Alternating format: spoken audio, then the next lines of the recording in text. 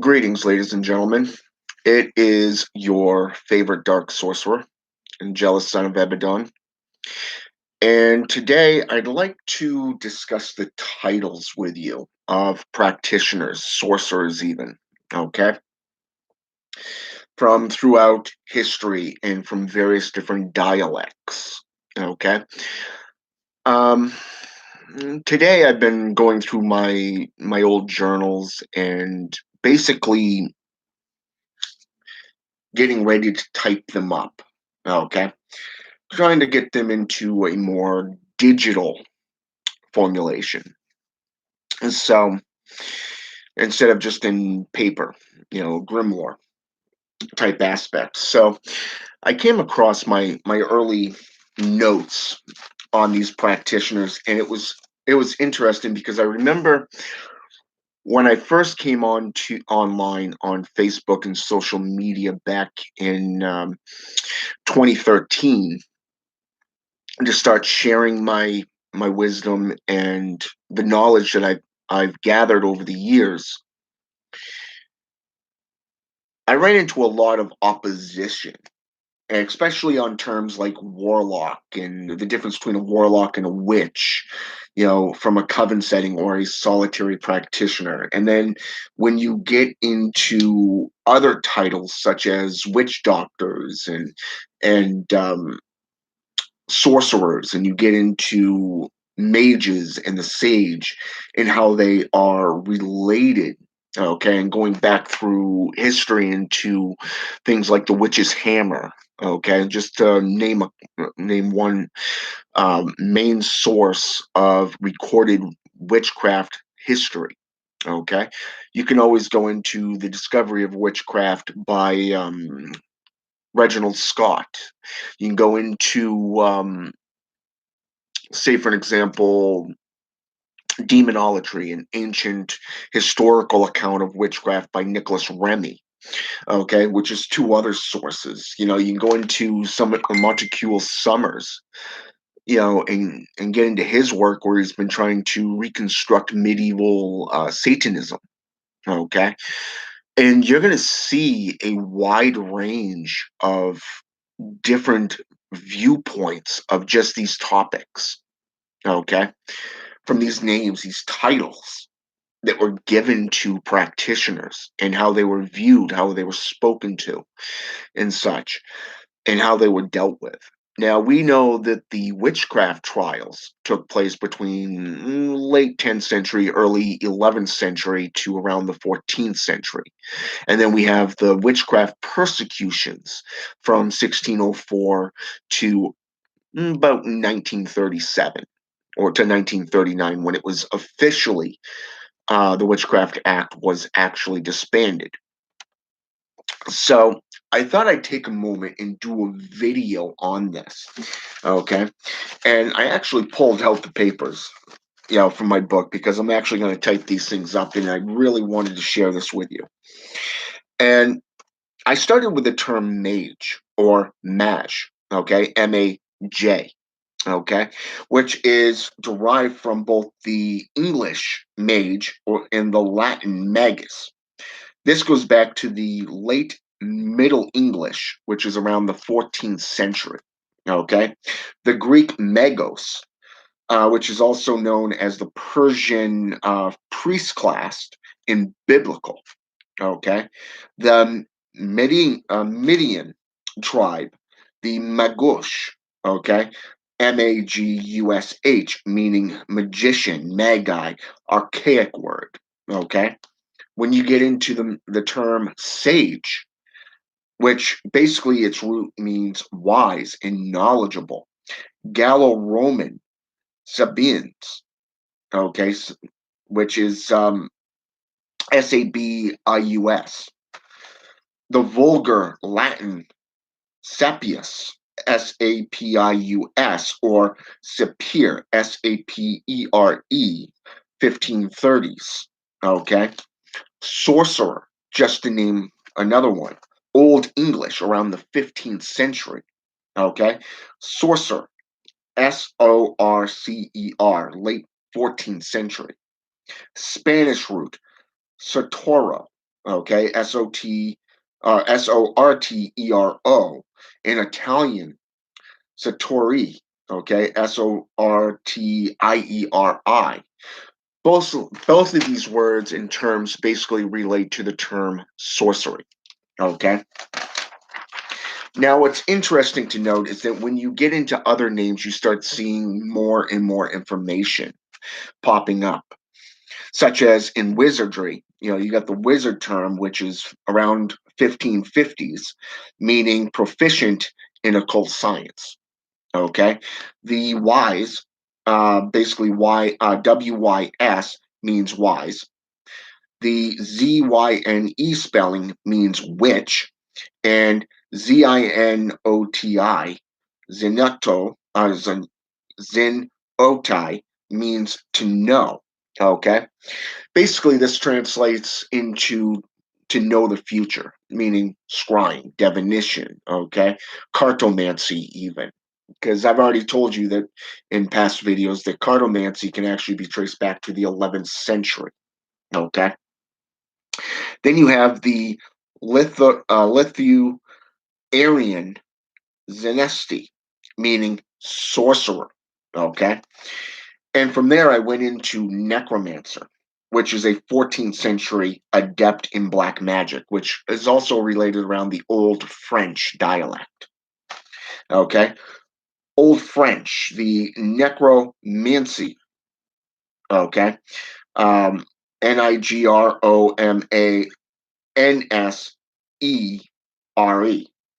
or that from the nigromancy with a CIE at the end. Okay, chiromancy, Old English, meaning the broad term. Okay, broad terminology of it, which is basically fortune teller, seer. Okay, stuff like that. Um, he who wakes, or he or she who wakes the dead. If you get into old Germanic traditions, okay, and I'll get into that in just a minute. The term warlock is Old English. Now, this is one of the first topics that I actually spoke on in a witchcraft group. It was actually a pagan and Wiccan group. And, a lot of people basically decided to gangbang, bully and harass and basically shun the term of the history that was put forth within it. They just basically settled around the Welsh and Anglo-Saxon terminology, meaning oathbreaker, betrayer, and liar. Okay, and there's actually a lot of different dialects that actually speak from different countries. Okay, different regions of the world that speak to the term warlock. Okay, the Old English, meaning traitor, liar, betrayer. The weir, WAER, means faith, fidelity, compact agreement, and covenant. Okay, you see where that goes. It's all good things. Okay, Proto German, you see the Wera, the WERA. The Old High German, Wera, which is WARA, Old Norse, the Vera, the VARAR terminology, the root in pi, if you wish, the Wero, which is WERE, line O, means trustworthy. Okay, but warlock is also meant today as oathbreaker, which derived around 1000 C, okay, which is the application to the devil, okay. This is where the terminology of servant to the devil, witchcraft aspects, making pacts with demons and the devils to gain supernatural powers of some sort, or even to get aid in supernatural occurrences, okay. Now, this was actually meant to be applied to giants and cannibals, okay, recorded in the 13th century. The CK aspect comes from the 1680. meant to be is what it means, equivalent to a witch, meaning female. And it was actually the male counterpart, 1560s, Scottish warlockery. Okay. The term witch is Old English, the wiki. Okay. Female magician, sorcerer, wizard. Low German term for witchcraft and magic. The verb Wiccan, meaning to practice witchcraft. Okay. In Low German, Wiccan means to use, whereas Wicker with two Ks, or that of CK Wiccan, okay, means soothsayer, okay, meaning you speak the truth, you give wisdom and knowledge on topics, okay. And I think a lot of people have actually lost sight of this aspect. Old English, we see wiggle to mean divination. Wig or we, which is WIH, to mean idol. Okay. And this actually brings you into Proto Germanic, the Wick Jaz, okay, which is spelled WIKKJAZ, to mean necromancia. Okay. One who wakes the dead. Okay. Second classification is the Weg Yo or Weg, which basically means to be strong and lively. Okay. The laws of Alfred, which is actually spelled AELFRED, which is around the 890s century, the late 8th century, around 890 area, means woman's art. Okay, the practice of witchcraft was associated to be with women mostly. Okay, when we get into the Anglo-Saxon, the Labrica, which is LYBLAECA, means wizard or sorcerer. Okay, the Lib or LYBB means poison, drug, charm. Okay, this is where it is tied into herbalism and alchemy.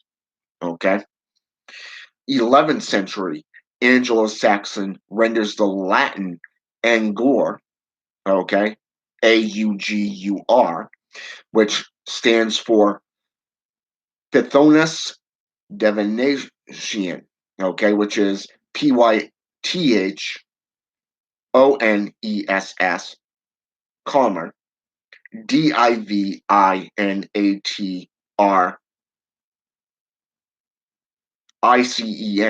okay. And then we get into the LYBBESTRE spelling. Now, I'm not even going to pronounce this word because I'll butcher it, okay?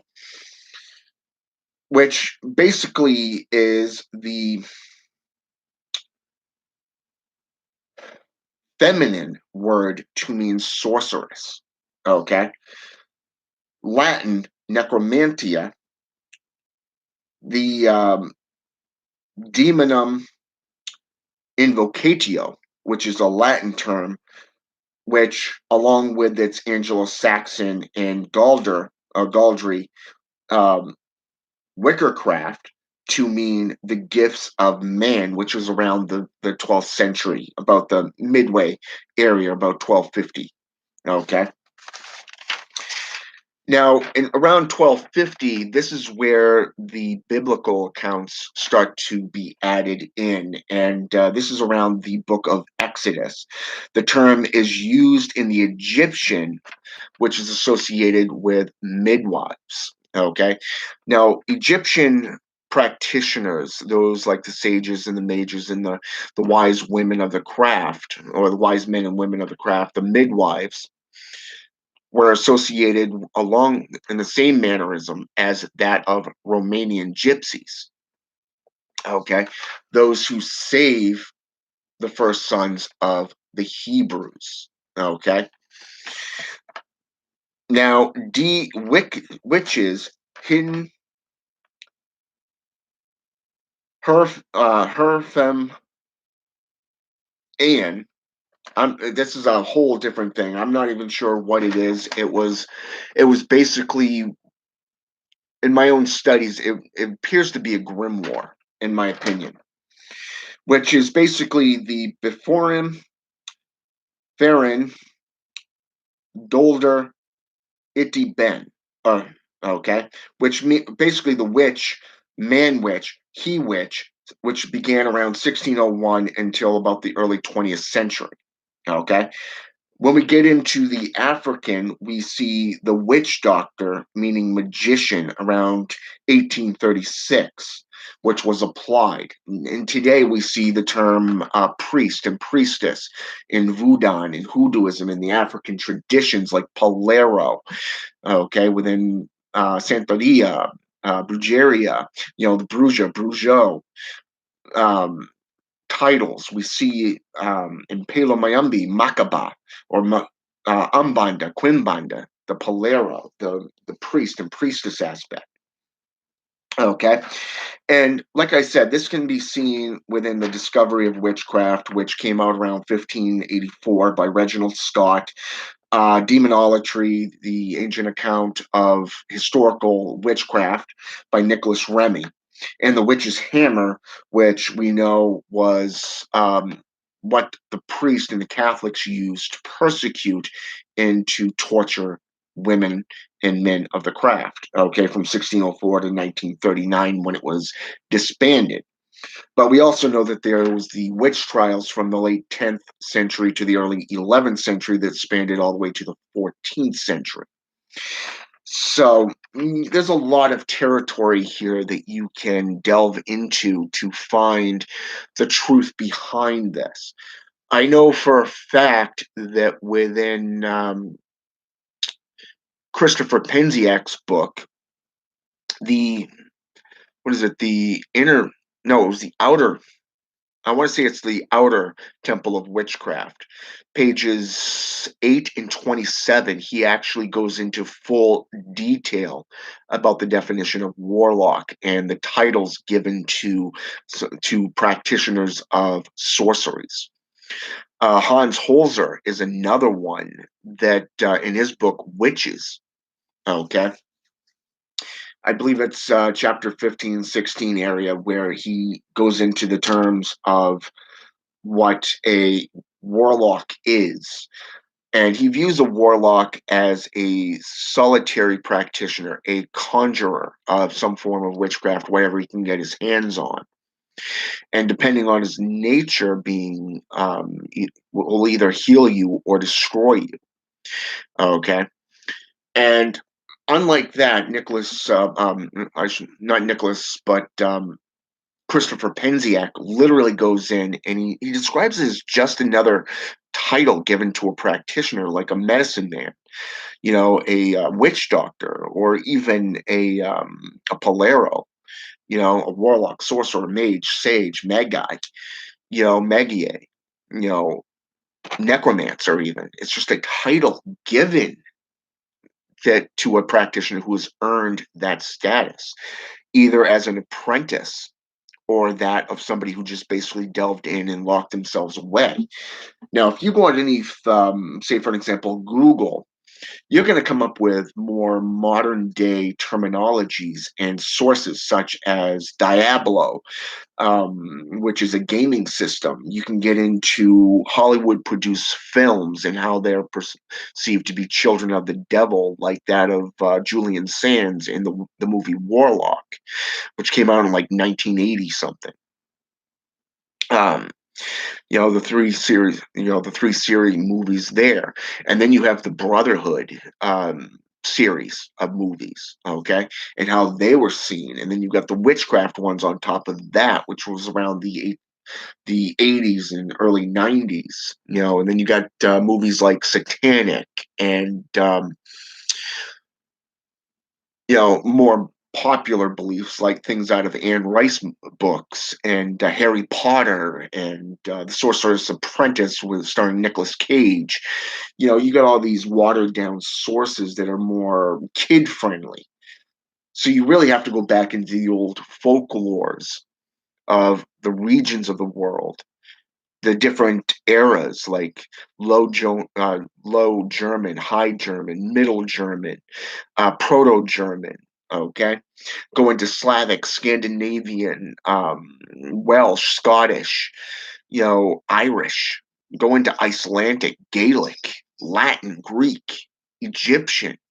You just heard me read about 5 pages of notes just on the titles themselves of what they were to mean and what they were seen as, okay? What their duties were.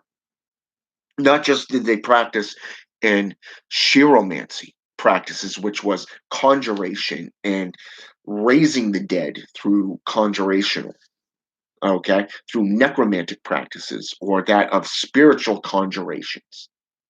But you see it also in the way that they were seen as either good or evil, okay? And we all know where the church stands on that and how the Bibles from the, say, for an example, the Vulgate Bible, 16th century, to all these splintered off Bibles from that time. There's like a branch from the tree of life, if you wish, which is Kabbalah, Hermetic.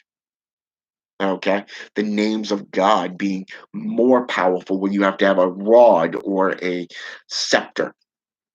Okay, a power seen in grimoire traditions like the Grand Grimoire, the Grand Grimoire Red Dragon, that of, say, the Constitution of Pope Honorius, the Grimoire of Honorius, as it's called, or that of the Solomantic, the Clavicle of Solomon, be it high or lesser keys. Okay, you get into these aspects, and you're going to be seeing different viewpoints where you either have to use names of power or superior angels to force a demon or fallen angel into submission, or they go into a state of internal damnation, pain, and suffering type aspect. Same thing applies, the names of power and how these witches and warlocks were seen. Go into the Magus, Volume 1. Go underneath the, who is that, like halfway through the book, I think, if I remember correctly, by Francis Barrett. It's called the Magus. He's actually put out two aspects of it, Volume 1 and Volume 2. But in Volume 1, roughly about halfway through the book, if not three-quarters, he's going through the different stages, the different compendiums, if you wish, of 1 to 12. And you'll see the personification of how witches were seen in that time frame ruled by Christianity. Okay, Christianity always saw that witchcraft was illegal and of the devil.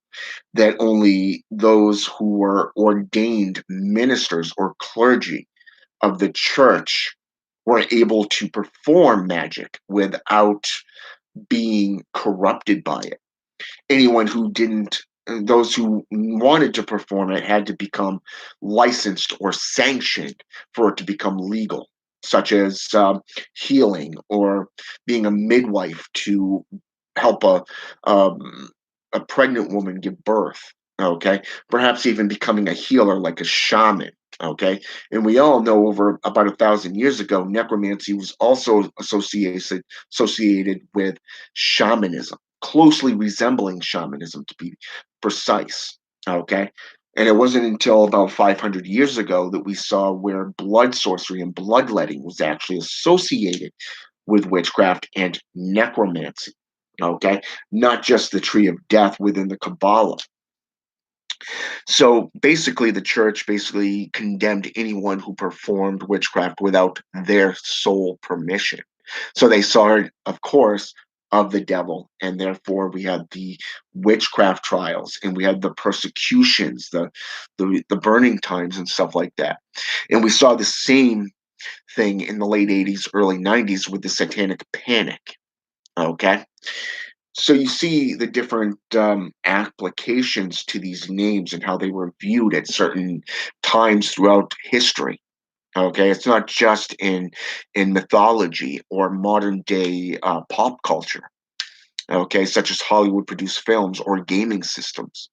I mean, you look at Mortal Kombat. It's one of my favorite. It's one of my former past games that I loved to play when I was in my youth. Okay, started with the Game Boy, went up into the Nintendo 64, Xbox, and such. Just like everybody else. So I mean, don't get me wrong. You got Sun Tzu, Kuei Lin, and such. You know, within these games that were wizards. You got Merlin in the TV shows. So you're seeing these different applications. So you got to remember that a lot of the pagans today and these practitioners of Wicca, they only take from two sources throughout history, from two regions of the world. That which means oathbreaker and that means betrayer. Okay? Basically meaning if you go by the term warlock, you are evil and therefore you're shunned. You're somebody who broke your word to your covenant and you're a servant of the devil, which again is a watered down version of reversed Christianity. Okay? So you really have to go back in history and delve into not only the historical and mythological accounts, but also that of the pantheons themselves and the etymology of the terminology. This will pay for a better understanding of enlightenment and knowledge for you. Okay. But I wanted to put this out there because it was something that I've kind of been thinking about a lot lately, but also the fact that I just came across it. And since I've been dealing with the Mazargir Cabal system hierarchy and been delving into the etymologies and the Dietas histories, like the Slavic and Scandinavian dark god, for an example, Chernobog, okay, which is Chernobog, which is Scandinavian, okay, in nature, Germanic, and Norse, okay. But you also see where the Sith as well can be traced back to between the Irish and the Scottish translation of Sidi, okay, the people of the mounds, not just the Elven, which is also known as Drelith. Okay, so you can really see the etymologies change between Scandinavia going through Icelandic and Gaelic traditions all the way into the Welsh, which is English. Okay. So I mean you really do have to delve into this stuff to actually have a firm understanding of where these terms came from and what they originally meant between the 8th century and today. And I got a feeling that they go back a lot further than that because the grimoire of Pope Honorius actually goes back to the 2nd century, just like the Codex Gigas, known as the Devil's Bible. So you can guarantee right there that sorcery and magic and the etymologies predate the 5th and 8th century CE, okay, or just plain C, okay, area, Christ area, or whatever they call it these days. So I mean, going back in time, you're going to see a lot of this because we know for a fact that a Roman emperor in 550 BC, okay, not only replenished or refreshed the church, but gave them full permission to start limiting things like idol worship, which is actually one of the Ten Commandments. So we know it began there and spiraled out of control into the Ten Commandments and what we know today from history. Not only did it replace Zoroastrianism, but also the Christian era. Okay. See, again, you have to go all the way back. And trust me, going into different linguistics, different pantheons, different regions of the world, different linguistics, it is more difficult than you think. It takes a lot of time and a lot of effort, which is why I have to agree with some of the videos on YouTube where it says that a lot of these mages and sages lock themselves away to learn the sciences of occult studies to master them. But it's also said in a few of the Google sites that a practitioner such as a sorcerer, that 12 sorcerers can conquer the world, and that there's always a opposing force that rivals them and defeats them. This again is another, in my opinion, a Christian tactic to place dominance on those things that they wish to control. So, but it is an interesting theory. How many sorcerers does it take to conquer the world? Now, what's ironic is early this morning around 3 a.m. I was still up. In fact, I was still up until about 7:15 this morning before I took a quick cat nap. And somebody actually posted something similar to this. Why is there so little sorcerers in the world?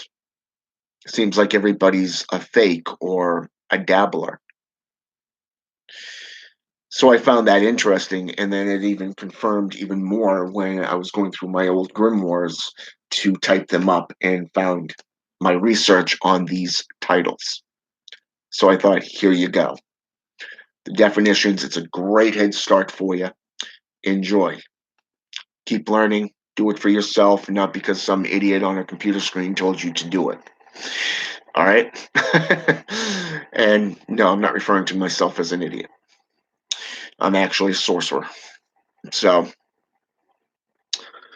but anyways, with that said, I hope this has been intellectual. I hope it's been enlightening. You could always get in touch with me on, by messaging me here on my videos, or you can get in touch with me off Facebook Messenger. Okay.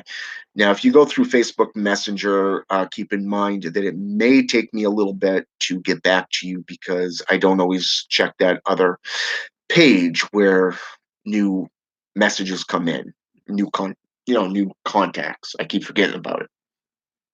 So it may take me a little bit to get there. But so message me on Facebook, message me on Messenger or whatever, or here. I will reply. All right. Have a good one. And until next time.